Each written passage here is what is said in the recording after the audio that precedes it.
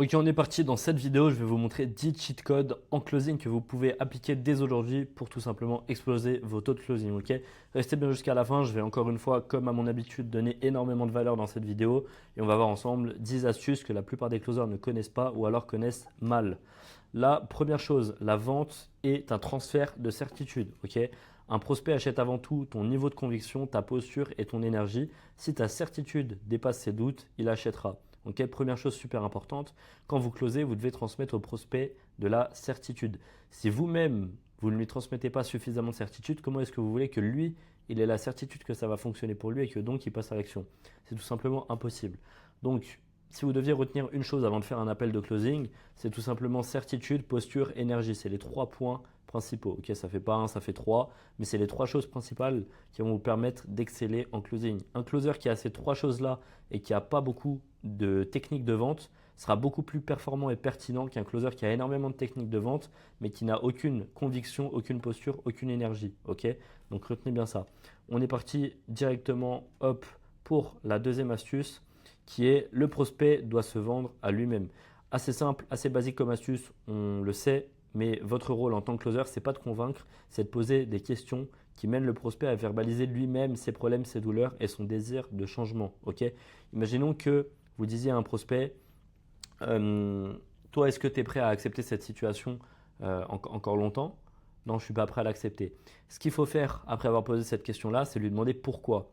On dit ça parce que quand on va demander pourquoi à un prospect, tout simplement, il va commencer à se justifier et à donner toutes les raisons de pourquoi est-ce que c'est le bon moment pour lui, pourquoi est-ce qu'il devrait se faire accompagner, pourquoi est-ce qu'il devrait passer un pas dans sa vie, pourquoi est-ce qu'il devrait passer à l'action, etc.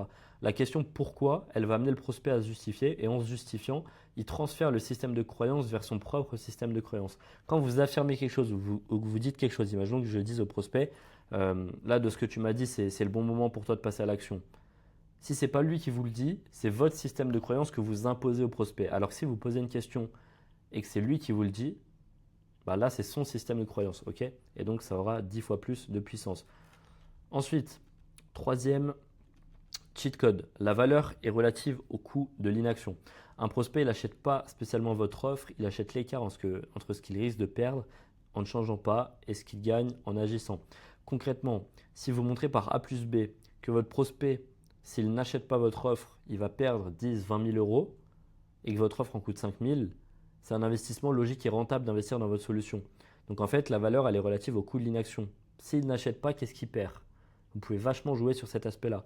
Et une fois que vous avez joué sur cet aspect-là, c'est uniquement de l'émotionnel. Ok, on sait tous que la vente n'est pas un processus rationnel, mais un processus émotionnel. Une fois que vous avez relié la valeur au coût d'inaction, vous pouvez juste aller sur des leviers émotionnels qui vont permettre au prospect de se visualiser et au prospect de passer à l'action comme un humain, c'est-à-dire de manière émotionnelle. Ok, mais reliez toujours la valeur au coût de l'inaction qu'elle engendre. Ensuite, quatrième cheat code, l'objection n'est jamais réelle, ok, elle est le reflet d'un manque. Derrière chaque objection, et je dis bien chaque, il manque soit de la clarté sur l'offre, soit de la certitude sur vous, sur l'offre, sur les résultats, soit de conviction sur les mêmes. Ok, votre rôle, c'est d'identifier concrètement laquelle de ces choses-là est la réelle objection. Au final, il faut savoir qu'il y a 3 seules vraies objections qui sont l'argent, la valeur et la peur. Ok, et sur les 3, celle qui revient le plus régulièrement, c'est la peur. Ok, 85% du temps, la vraie objection, c'est la peur. Maintenant, à vous d'identifier si c'est une peur liée à vous, liée à votre offre, liée à la peur d'avoir des résultats, la peur de ne pas avoir des résultats, pardon, la peur de ne pas s'engager suffisamment, etc. À vous d'identifier la peur. Comment est-ce qu'on fait ça? Tout simplement en lui demandant. Maintenant, on part sur le cinquième cheat code. Le cadre, la frame, est beaucoup plus fort que l'argument. Okay, celui qui contrôle le cadre de la conversation, il dicte concrètement la perception. Si vous laissez votre prospect imposer son cadre, c'est là que vous avez des objections et c'est là que vous perdez le contrôle de l'appel de vente et donc que vous perdez la vente. Concrètement, comment prendre le cadre d'un appel? Tout simplement en gagnant le respect de la personne. Comment est-ce qu'on gagne le respect d'une personne en appel de vente?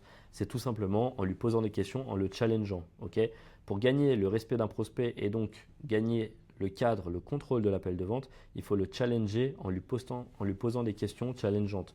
Si vous restez tout l'appel avec des questions confortables qui le laissent dans sa zone de confort, comment est-ce que vous voulez qu'il prenne une décision inconfortable à la fin de l'appel?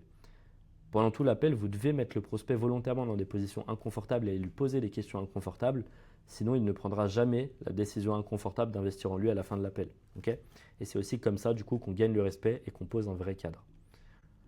Ensuite, la tension créative fait vendre. Vous devez maintenir un niveau de tension positif entre la situation actuelle intenable et la vision future désirable. Ok, sans tension, il n'y a pas de décision. Vous devez clairement creuser le gap entre sa situation actuelle et sa situation désirée. Comment est-ce qu'on creuse le gap dans un appel de vente? C'est tout simplement en allant chercher des impacts et aussi en allant chercher des pics émotionnels différents. En allant chercher un pic émotionnel fort avec sa situation désirée et ensuite un pic émotionnel bas avec sa situation actuelle.